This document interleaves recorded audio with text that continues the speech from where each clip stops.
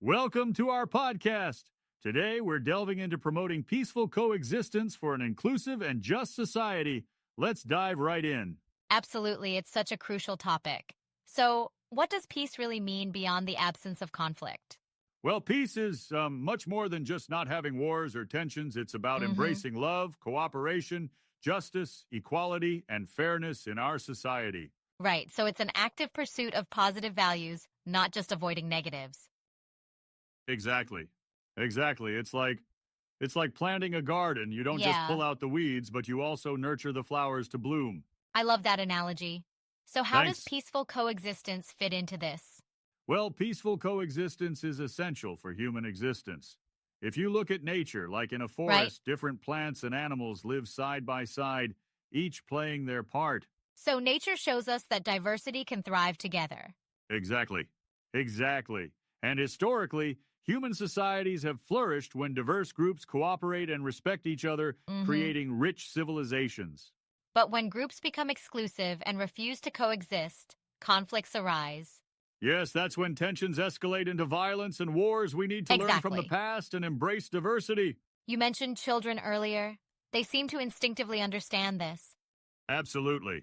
Absolutely.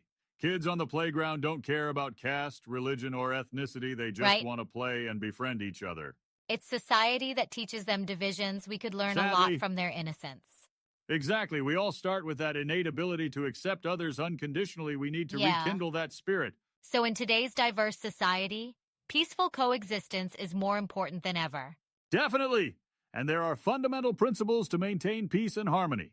such as First, recognizing the diversity of existence, accepting that different ethnicities, religions, and cultures are realities of human life. mutual respect is crucial too, right? Yes, yes, we need to genuinely respect all communities and treat them as equals, Mm-hmm. participate in each other's events, and appreciate their cultures. But sometimes mutual respect is easier said than done. How do we foster it, It starts with open communication and willingness to understand others' perspectives, building right? relationships on trust and appreciation. Accepting your neighbor's rights is also essential. Absolutely. Acknowledging that every community has a right to its own identity and ways of life is fundamental. Yeah. Tolerance and nonviolence go hand in hand with that. Exactly. No community deserves aggression or violence. Peace is Absolutely. everyone's birthright. Timely conflict resolution seems key too.